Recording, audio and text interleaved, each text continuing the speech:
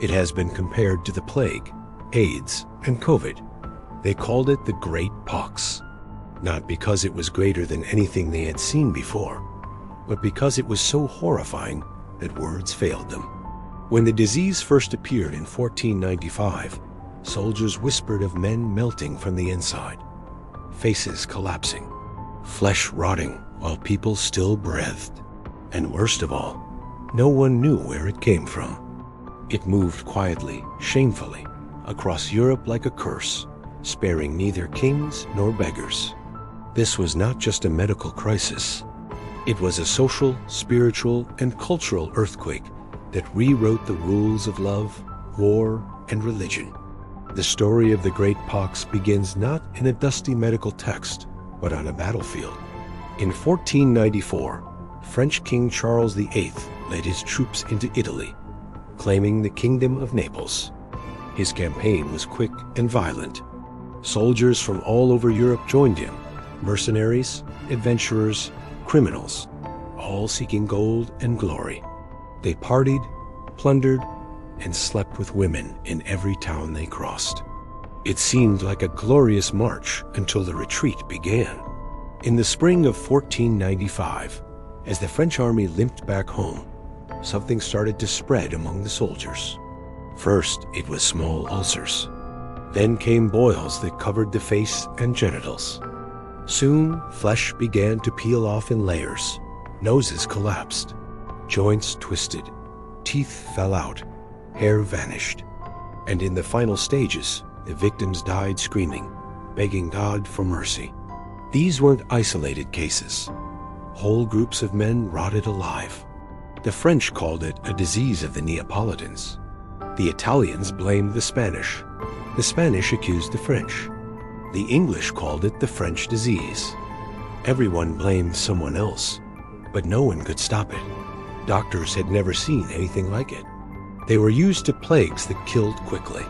This disease was slow, humiliating, and deeply personal. It attacked identity. It turned lovers into pariahs. It made the body betray itself. Physicians tried everything: mercury paste, bloodletting, oiling herbs, roasted frogs. They shaved heads and burned clothes, but nothing worked. The disease had no respect for class or profession. Priests, prostitutes, poets, soldiers, kings, all were equal in the eyes of the Great Pox. The effects were not just physical. They were emotional, spiritual, psychological. Husbands no longer trusted wives. Lovers turned away from each other in horror. Mothers abandoned infected babies, afraid to be touched. Entire cities smelled of rot and fear. Public bathhouses closed. Brothels were blamed and burned. People began to see the disease as divine punishment, a visible curse for invisible sins. Religion twisted around the epidemic. Some priests said it was God's way of purifying Europe. Others preached that only repentance could cure the flesh. For many, it wasn't just a disease, it was judgment. At the time, Europe didn't even have a scientific name for it. Some called it the Neapolitan disease, others the French evil. But the symptoms were so grotesque, so unmistakable, that it became known simply as the pox. Eventually, it would be renamed Syphilis, after a fictional shepherd in a poem by Italian writer Girolamo Fracastoro. But in 1495, no one was writing poetry about it. They were too busy dying from it. The disease spread fast. Within 5 years, it had reached Germany, England, and Poland. By 1500, it was in Russia and North Africa. Within 2 decades, it was global.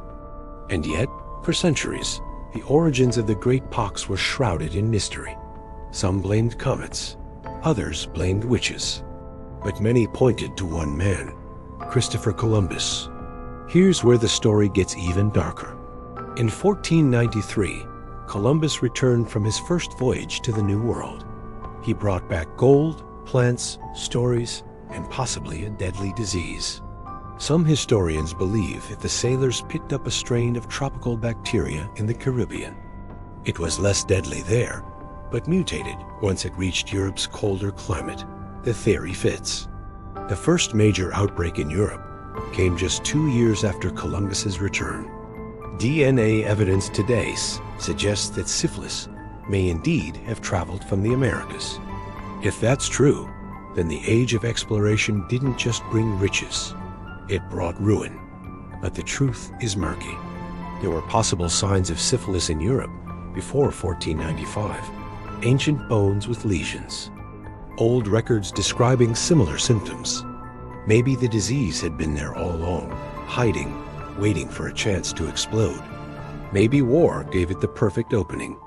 As the pox spread, it changed everything. In medicine, it pushed doctors to think differently. For the first time, they began to categorize diseases not just by symptoms, but by their progression. They observed, recorded, and theorized. It was painful progress, but it laid the groundwork for modern pathology. In society, the pox reshaped ideas of morality and control. Governments created health boards. Cities set up quarantine zones. Prostitutes were forced to register with authorities. Some were locked in special hospitals called lazarettos. These were not places of healing. They were prisons of decay. The sick were often chained to walls, kept in darkness, treated with mercury that poisoned them further. But authorities believed it was better to die behind stone walls than spread the pox to the streets. Art, too, was transformed. Painters began to depict disease more openly. Gone were the soft, idealized figures of the early Renaissance. In their place came raw, wounded, suffering bodies.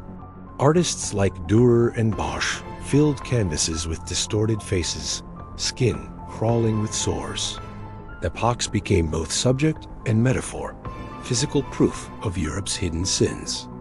And then came the silence. Over time, people stopped talking about the Great Pox in public.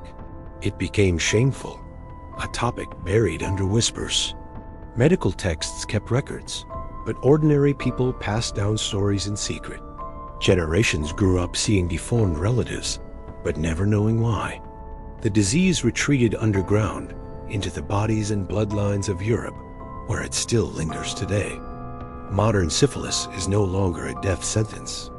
With antibiotics, it can be cured quickly, but the ghost of the Great Pox remains.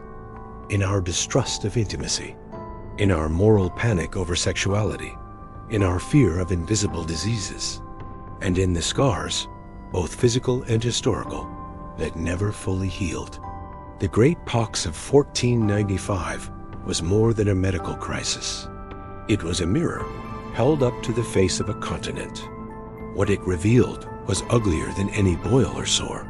It revealed a Europe unprepared to face its own body, its own sins, its own consequences. It's easy to think of the past as barbaric and the present as enlightened. But the truth is, the shame, denial, and fear that followed the Great Pox still echo in our world today.